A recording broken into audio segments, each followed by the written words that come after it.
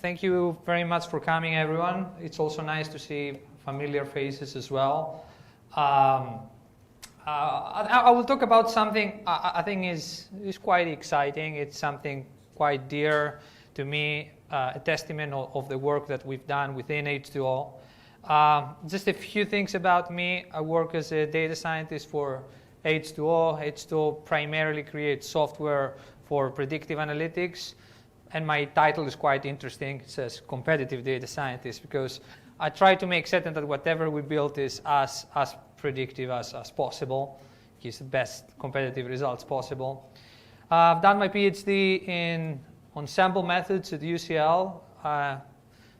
Ensemble methods means how we can combine many different algorithms in order to get better results. Some of that experience and knowledge is also incorporated in our software. And something that I have done quite a lot is I have participated a lot on Kaggle, so I'm quite happy that people are interested about it. I have lots of stories to share, but maybe not for today. So I used to be ranked #1 on that platform. I've won multiple competitions. But what I really take away from this is that I have been able to participate in over 150 challenges, and some of them were very diverse problems. Some could be time series, other NLP, image classification problems, credit, well, anything you can think of. So hopefully I have been able to bring some of that knowledge back to the software work that we've done within H2O. Very quickly, not everybody is probably familiar with the H2O products, but I would like to briefly mention it. So our main H2O software is an open source toolkit. It's primarily built in Java, but there are wrappers available into multiple languages, Python and R and Scala. And it contains various functions, algorithms that help data scientists to build and productionize models. Also, we have taken this open source toolkit and we have refactored it to leverage Spark so that it can work very efficiently within Spark. And we call that sparkling water. And also, we've seen the recent advances in GPU technology. So again, we've taken our core algorithms and refactored them, some of them, in order to be able to leverage the accelerated speed you can get with the GPU's technology. So these are our open source products. We also have a proprietary tool called Driverless AI, and this will be the main focus today. We try to offer an automated machine learning solution which is able to deal with various different primarily supervised problems, including time series, which will be the focus of this talk. Very briefly, on a high level, to explain how such an automated tool works. In most data science projects or experiments, you normally start with what we call a data integration phase. This is where you try to pull data from different sources, like different databases, until you create normally one singular view of your data, like one row per customer or one transaction per row. And then once you put together this data set, then normally you have a target variable, a target feature within your data, something that you try to predict, like sales or if a customer will default, for example. And also you define an objective function, something that you want to optimize for. You may want to maximize a form of accuracy, or you may want to minimize a form of error. And then you start a very iterative process, which is essentially what Driverless AI simulates, where you keep trying different machine learning algorithms on different validation strategies, and then all those algorithms have different hyperparameters, and then you also transform the features in different ways in order to best capture the relationship with what you try to predict. So you go into that loop, which within Driverless AI can actually happen very fast because it can leverage both all the advances within the CPU and the GPU domain. So scalably can search a lot of things and find what works best in order to optimize for your problems. And then it starts giving you some outputs. So those outputs could be, well, the predictions, the forecasts for your problem. It could be some general visualization, some general insight about your data, or it could be something called machine learning interpretability. It's a special module that focuses on helping you understand how the model is making predictions, which becomes more and more important, especially with with GDPR and compliance. Obviously, it comes with code that helps you productionize all this pipeline. And this is something you can run locally on-premise, or it is available on the cloud as well in all major cloud providers. So now we go specifically into one specific use case and how we handle it with this driverless. Driverless can handle many different problems, NLP, standard tabular data. We treat time series problems as a special case on various domains, on the algorithms we use, on the feature engineering that we use. And first of all, we define the time series problem very broadly. So if the variable you try to predict, which could be sales, demonstrates some form of relationship with time, that's enough for us to call it a time series problem. That relationship could be something linear or monotonic, something very straightforward, or it could be something periodic. More often than not, it may look like the image on the left, at least the way of how I look at it. So once you have that problem, our recipe is able to handle of what we call a multiple time series problem. So it expects multiple time series blended together. And when I say multiple time series, imagine that you want to make forecasts for different products and potentially different customers as well. So how many times will a customer buy a product, or how much he or she is going to spend on a product? So the first thing that a recipe does is it tries to identify those major time groups that you have in your data. In the example I just mentioned, this could be customer and products, because it really helps it differentiate between all these time series and created features from each one of these individual time series, which will make it much better to predict, because you may have some products which they have demonstrated historically very high sales, or others which they were not very popular. So we generally expect the data in the format that you see there. So you have the date, and then for different groups, you get the targets. And you can have multiple such groups, and also you can have other independent features as well, like discounts for that day, for that product, and for that customer. But that's the most basic form. So the minimum you would need is a group, the date or time column, and the target variable you want to predict. And then we have what we call a modeling foundations. This is the assumptions that surround a time series recipe.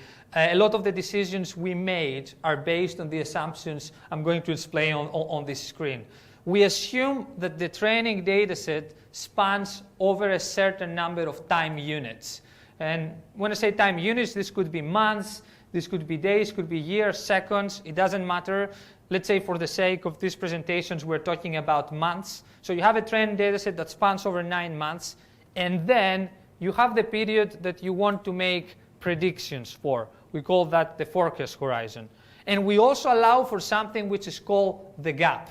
The gap is essentially when you don't have the most recent information available when you want to make predictions. For example, I'm today, I want to make predictions tomorrow, but I don't have my database updated today. I don't have the latest data. So I have data until yesterday. So I have to be able to build a model that can use data up to yesterday in order to predict tomorrow. This happens quite often. The flow of data sometimes is not optimum, so you may need to account for that. So what we do then, once we have defined that period that we want to make predictions for, we essentially replicate it inside the training data in order to start forming a validation strategy that can help us optimize for this problem. So if in this case I had 2 months I wanted to make predictions for, accounting for 1 month where there is a gap of information, we will go to the most recent part of the training data and we will make this our validation data set. We will use 2 months to make predictions for. We will artificially put a gap. We will say we don't have any information for that month. And then we will start creating features and leveraging the information before that. And we will actually do this multiple times. We can keep rolling this validation window towards the past and then using any data before that to build models and assess how well we're doing. Our validation strategy in the most simple form will only include one validation split. So you will only use the most recent part of the training data, which it would resemble the test period that you want to predict in terms of time. And we use any data before that to use for training and build our models. Now, while in the software, the more accuracy I forgot to mention that we have a parameter called accuracy, where the higher you put, the more thorough the cross-validation is going to be. So the more you start increasing this accuracy, the more validation windows we're going to add into this process, making certain that we build models that are able to do well with multiple different historical data and predicting different validation periods. We have also special modes where we are also constraining the training period to also follow exactly the same shape as the one we want to predict. And sometimes this can be useful, especially when your target variable tends to have a very monotonic relationship. For example, it constantly keeps increasing or constantly keeps decreasing. So using the most recent period can be much, much more relevant than actually using all the training period available. So we have different options. Driverless picks automatically the best strategy, but you do have options to control this as well. So now, I think what drives most of the predictions for these problems is how you represent the input data. This has been a core focus for us when we built this tool, not only for time series, but for time series specifically because there are so many things you can do in order to get the most out of your data. In the most simple form, what you could do is actually decompose your date. So which day of the month it is, which month, which year, week day, week number. We also have special features that, based on the country you run this on, and you can also obviously change that manually. It can also detect bank holidays and use this as special features in order to pick up special patterns from within the data. This can be quite a powerful feature at times. But predominantly, the features we create they fall into the autoregressive domain. We primarily create lags, and we can use them as physical features in the data. So we will generate a table in that format where we can use the value of yesterday or the value of 2 days ago or 3 days ago in order to predict the target today. And something interesting about our methodology is that we are able to do this for any of the time groups that you select. For example, I mentioned before that you may want to make predictions for sales for different customers and different products, but when we search for which could be good historical points to use in order to make that predictions, we may choose to create some lag features only based on the products or only based on the customers, or exploiting the interaction as well. This can be quite powerful because imagine you may not have a direct relationship of a customer with a product, maybe that a customer never bought a product before, but you may have enough information about the customer buying other products, and you might have enough information about the product as being popular as of late. So you can easily maybe easily is not the right term, but you can certainly pick up relationships that can help you infer what this future time series might be for that unique combination of customer and product. And then we don't limit ourselves to only individual lags. We can essentially create features that combine all these lags, or we can call it windows, where in the most simple form, it can just be an average or a moving average of the last X historical points. Normally provides a much more smoothened estimate for the target. And what we can also do is add a time element to it, in the sense we can add a weighted element where we say the most recent point in time should be more important than the one which is further in the past. And we can do this with a linear decay, or we can do it with an exponential decay as well, where the most recent observation should be exponentially more important than one which is further in the past. And that decay, we call it alpha in our case, is a hyperparameter. The smaller it is, the stronger the decay is going to be. And within our tool, we draw multiple such lines with different decays in order to be able to find ones or some that are able to yield good predictive power for defining the target. Also, we don't limit ourselves to only averages. We can estimate standard deviations of past historical periods, maximum value skewness, any form of descriptive statistic that can help define and describe a time series. It's a tool we can use as a feature in order to best define the target. Other type of features we consider are essentially interactions. So instead of just using what happened yesterday or what happened 2 days ago as a feature, we can also create the interaction. So yesterday minus what happened 2 days ago, which it can help a lot to decisionalize the data, to remove the trend and focus more into day-to-day interactions, especially for some algorithms which have hard time extrapolating on trend. This can be a very powerful way to help these algorithms reach results that they couldn't otherwise.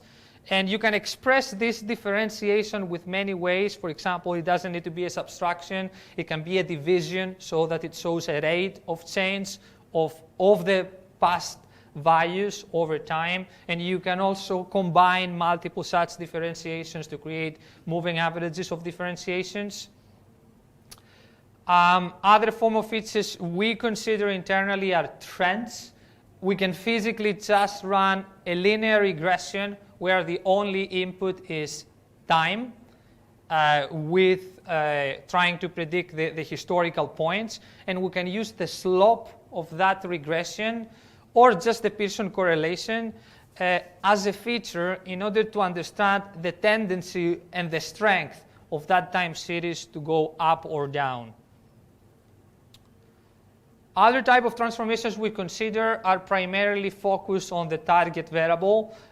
This quite often tends to be very useful in time series problems. Like instead of predicting the target, you may consider to first apply a square root on it, or the natural logarithm. It can really help alleviate some of the outliers and the impact they may have in your optimization problem. And for some of the optimizers we have, this happens by default, these transformations, but these are also hyperparameters for us. We search which of these transformations can yield best results in the validation data. And you can also apply a differentiation as well. So instead of predicting the target, you can predict the target minus a specific lag value. And that lag value is also a hyperparameter for us. We'll try to search which one might be best in order to help us predict the target, which again helps to decisionalize the data, remove the trend, and make some algorithms like the XGBoost or the LightGBMs and the tree-based algorithms extrapolate much better.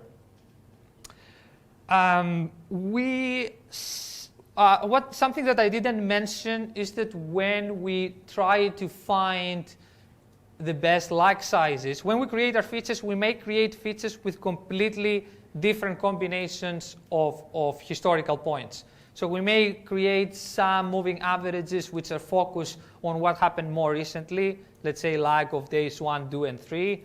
Or we may have some that look on a weekly basis, like what happened on days 7, 14, and 21. So we search for different periods and try to find a good set of lags that can help us understand more about the historical patterns which are embedded within the data.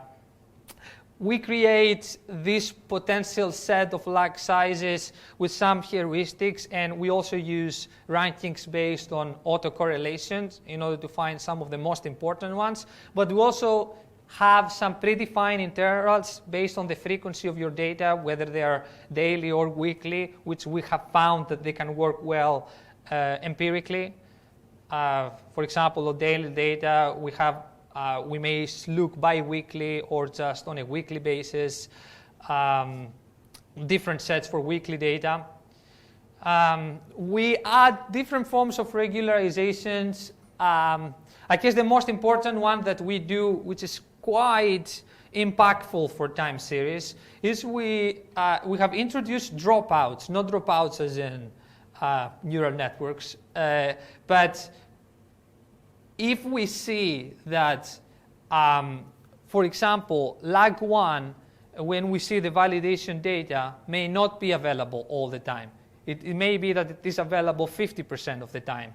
But the way we construct the training data set, we have more historical information. Therefore, this is this is not the case. Let's say in our training data, lag 1 is always available. So if we build a model the way it is, we will over-rely on information that is not always available in our validation or in the test data. So we actually try to inject noise. We try to assume we know less when we build the models in order to try and replicate the same distribution of unknown values that we will encounter in the test data, so that we make certain we have a model that is able to expect this kind of pattern. Once we build our time series features and we create this tabular view of the data, we are essentially free to use any algorithms in order to fit on these features and try to optimize for our objective. We really like LightGBM from Microsoft. It's a very good tool as a gradient boosting tree implementation. We like XGBoost as well. We do use some of the algorithms from sklearn, like random forest. We also capitalize a lot on our open source heritage for some of our algorithms. For many of the deep learning implementations that we have, we're going to use Keras with TensorFlow backend or PyTorch. Most of the feature managing happens with tools like SciPy, NumPy, and Pandas. And I don't know if people know data.table. It is available in R. Not sure. Do people have anybody use data.table in R? Right. So the guy who built this now works for us, and we basically transfer the R implementation into Python. Because we really liked it, and this is available, it is open source. And I encourage you to give it a shot, because we built it exactly because Pandas may not be so efficient with bigger data. So it doesn't still have the depth of functionality that Pandas has, but for what it does is more efficient and more scalable. So I advise you to give it a shot if you have the time.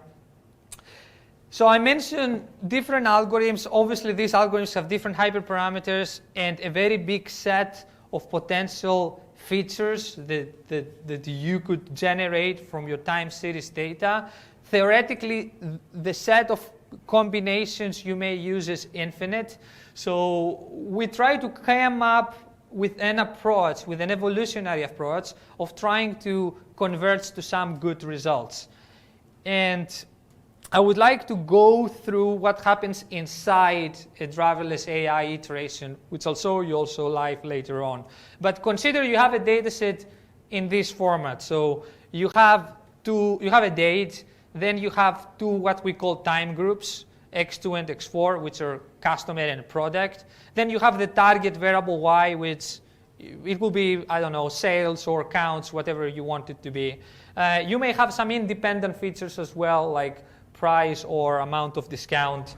And so what Driverless will do initially in the first iteration when you start the software is it's going to take these features that it has available and is going to start in a very constrained way. It's going to build some very simple time series features. For example, lag 1 of target using the customer, and maybe lag 1 of target using the products, and maybe also using some lags from the other independent features as well. So then it will define a validation strategy. We'll try to pick something good based on the type of data you provide. Then it will select an algorithm. It will initialize it with some semi-random parameters. Based on the validation strategy, is going to use a small grid search in order to tune these parameters a little bit.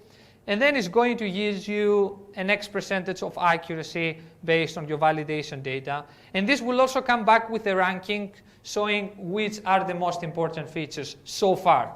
For example, the top feature, and this is just a dummy example, but the top feature is like lag 1 of the customer. The second most important is lag 1 of the product. But what we can see from this already is that this last feature here, which is essentially lag of X1 feature based on the product, is not very important. So it's probably not very useful. So going forward, we may not want to spend that much time on it. Instead, we may want to capitalize more on the features that showed a little bit more promise. So we can use this information to reinforce smarter decisions going forward. So when we now start the second iteration, we're going to capitalize more on what seemed to have more juice by either exploring more lag points for these groups, or maybe even create an interaction between them. But at the same time, we're going to allow some room for random experimentation, because we don't want to get trapped into this very directed approach. It's an exploitation strategy with reinforcement elements. We always keep exploiting where we see juice, and we keep exploring the space in case we find something else. And we repeat the same process. We pick an algorithm, could be the same or different one that before. We initialize it with some parameters, which could be similar or different than what we have before. We slightly tune them again based on a grid search methodology. We get a new percentage of accuracy.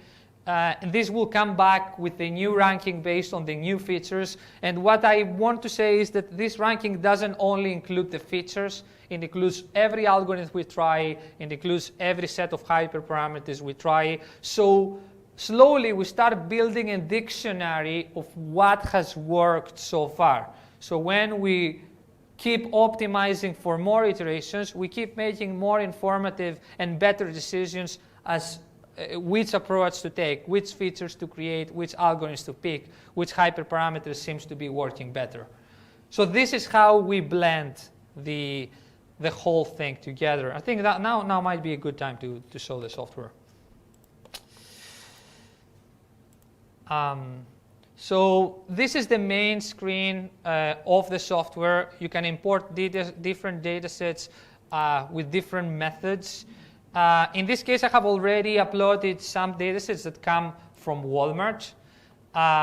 It was actually used in a Kaggle competition quite back. I can get some distribution and descriptive statistics for all the variables available. I can also look at the data in a tabular format. Here, essentially, have different stores and different departments. And for different dates, which they update weekly, I get all the sales for that week. And I also have some other independent features, which are whether there were markdowns applied to these store and departments on that week. Have also a feature called is holiday and the sample weight column. They were more interesting in order to get results on holidays, to get them right. My test data set has exactly the same format. The only difference is that it spans over several weeks in the future after the end of the training data. I think it is 26 weeks. So what you can do is you can click on the training data set and say predict. You see here you say I don't need any help from you, AI. And you can specify which variable you want to predict. In this case, it's weekly sales. Then what you need to do is to also specify which one is your date column, because this is what will trigger the time series experiment. Otherwise, you will try to solve it as a standard tabular problem. And then we have a new panel here that first asks us about which are the main time groups in the data, which in this case it will be the stores and departments. And I can leave that to automatic because Driverless has ways in order to search for which are your main keys, or you can add it yourself to speed up the process. And then it asks you for the elements I saw before in the foundation page, like how long ahead you want to make predictions for, which is essentially the forecast horizon, and whether there is a gap between the training and the test data. In this case, I can also provide the test data set, and then is able to see that the test data set spans for 26 weeks in the future ahead of the training data. That's why it has updated this value. And you can put this test data set if you want to get some purely external holdout results after the experiment is finished. But otherwise, Driverless AI never looks at this data. It may only look at it in the beginning in order to make certain that how much information of lag points will be there and whether we need to inject nulls, the dropouts thing I've mentioned before. And then you have some wheels here that primarily control how thorough the cross-validation strategy is going to be. For example, if I put an accuracy of 4, it will use at most 2 validation windows. Can put something modest here. Time refers to how much time we spend in these genetic algorithm iterations I mentioned before. So how long we're going to search for the best features, best models. I can again put something very modest here. And interpretability refers to how much intensity we put into making the model as explainable as possible. So higher interpretability will force much simpler features. It will probably select a linear algorithm, which is very easily explainable, possibly at the cost of some loss of accuracy. A lower value will probably give you higher accuracy, but your explanations of how the algorithms work will be more approximate, not complete. And then you can just launch the experiment. So what Driverless is going to do is, initially it's going to do some checks to make certain that everything seems okay. For example, if there are any ID columns, they will probably be dropped. And then it will start searching for, it will go through this iterative process of trying to find the best features, the best models, the best hyperparameters, and dynamically will start giving you some results. Here I think I chose to optimize for root mean square error, and it has already finished a quick first iteration of this genetic algorithm approach, already giving me a ranking of the top features and different graphs based on a subset of the validation data. Show me, actual versus predictive or the residuals, and you essentially wait until this process finishes. If at any point you are happy with what you got, you can always finish this, and it has already finished by 50% essentially. Let me see if I can go to a completed experiment. So this is a completed experiment where, for example, here you can see that the top feature is what happened exactly 52 weeks ago, lag of 52 weeks ago for the same store and same department. And in a very short period of time, even in these 2 minutes, it still explored 91 different features, out of which only 15 were selecting. So driverless tries to also filter out what's not important and only keeps what helps driving predictions. We also get a much better error on the test data based on the validation, almost half. Then you get different options that refer to how you can productionize this. You can get an experiment summary, which is a Word document. It's almost like a small thesis. It includes 20 pages of everything that driverless has tried. But another interesting thing you can do is that you can interpret this model. And this tries to give you an understanding of how well the model tries to explain how the model makes predictions. You can get a list of which storage departments has done well. I can select one specific one here. And you can see for that specific department and store combination what were the actual for the test period, which is the yellow line, and also what is the predicted, which is the white.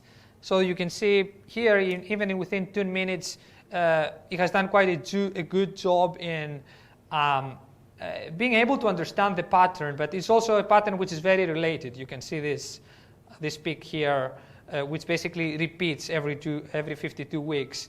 And you can click on an individual case of this time, on this unique time series, and then you can also see what we call the supply values, a way to understand how much each of the features is contributing to that prediction. And we can clearly see what seems to be driving this prediction is exactly what happened 52 weeks ago, this lag of the same department and same store 52 weeks ago. This is like saying, because this one was too high, that's why this prediction is also high. And if I select something around here in the plateau, then as you see, it's a little bit more divided. It's almost like saying all these different periods can help you get to that prediction. Anyway, I'm a little bit cautious about time, so I think it's a good point to stop here and maybe allow. Before we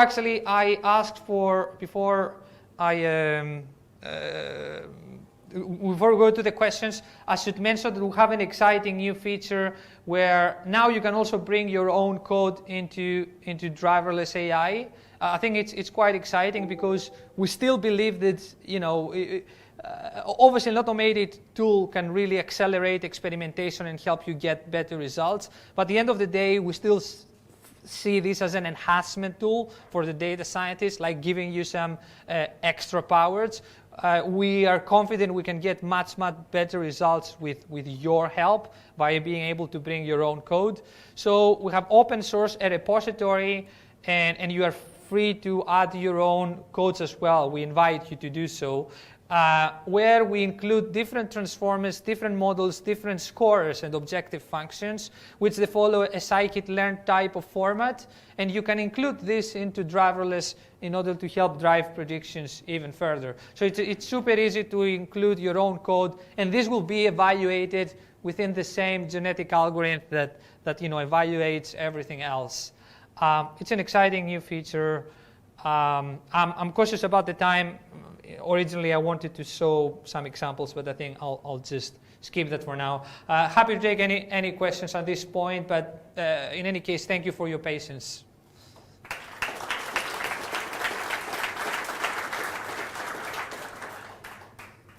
So, in the case where you're trying to make a forecast, it's very easy to measure accuracy. But what happens with dynamic pricing? So let's just say I'm trying to make a price for a flight. How would you measure accuracy? What do you mean? Give me an example. So an example what you have here, you have a time series, and then you say this was the actual and this is what I predicted. It's very easy to see accuracy. Whereas if you have a time series of how many, so you have an airplane and you ask how many people have already booked it and how much of the price was, and you want to predict how you should change the price. How would you measure accuracy?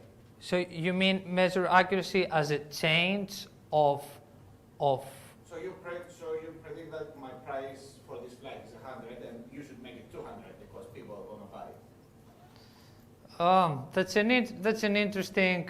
Okay, that's an interesting point you raise. So, so what you're saying is, I actually want to be able to find, not actually predict the price based on historical, but what would have been the price that is best to put for that problem in order to maximize the results. The way this would work in driverless is you would still have to create historical scenarios of this in order to be modeled. Like in this case, I applied this and it didn't work out, or I apply a different strategy and this worked out in order to be modeled. It's kind of a special case. I think in this case we solve general time series problems. In your case, we will need to refactor this a little bit in order to be able to handle it.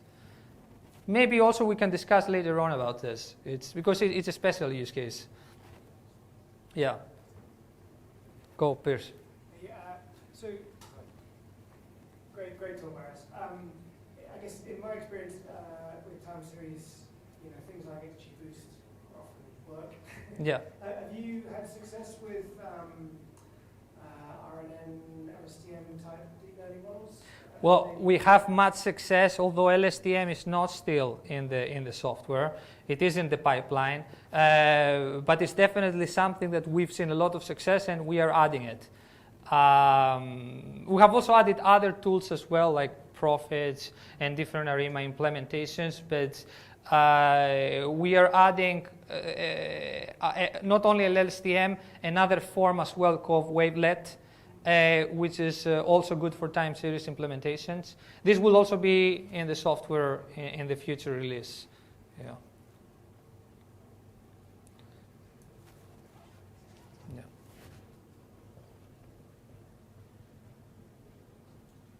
Have you seen a comparison between Bayesian methods and longitudinal exposure? So Bayesian methods.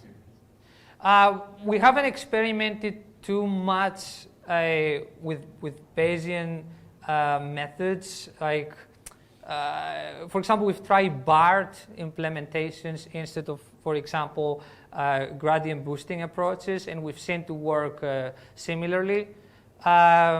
Also, we've tried Bayesian optimization, but we still prefer this kind of approach that includes the evolutionary elements and also the grid search as a combination. Yeah.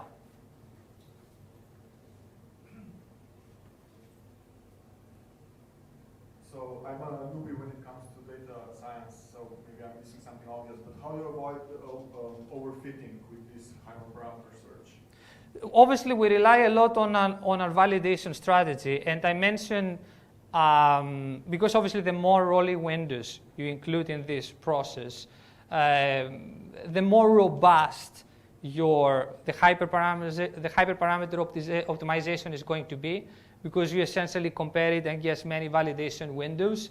And we'll have some other tweaks as well. For example, I mentioned the dropouts. That's actually a good anti-measure for overfitting. Because, and you will see that happens very often, that a model tends to over-rely on lag 1, and that information is not available sometimes at scoring time. So being able to introduce this kind of dropouts is a good form of anti-overfitting. But yeah, we rely a lot on our validation strategy. Like we will have many validation windows and try to make certain we get a good average score against your metric in all these different folds.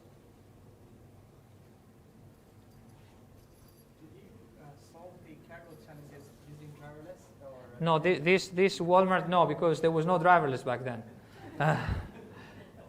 But I did try similar things. Yeah.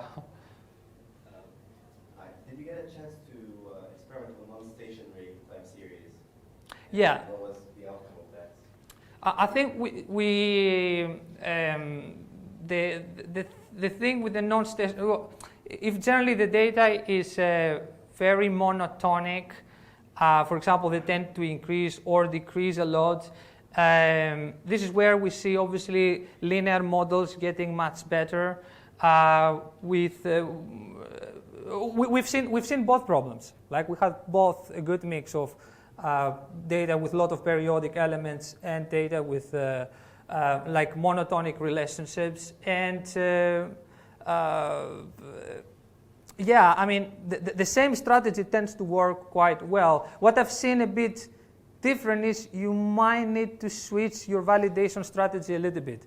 As I said, with monotonic problems, I tend to see that constraining, for example, your training period to the most recent one tends to be working better, for example, than versus using data which is a lot like in the past, older. Thank you, Mario. Okay, we can also discuss also later on.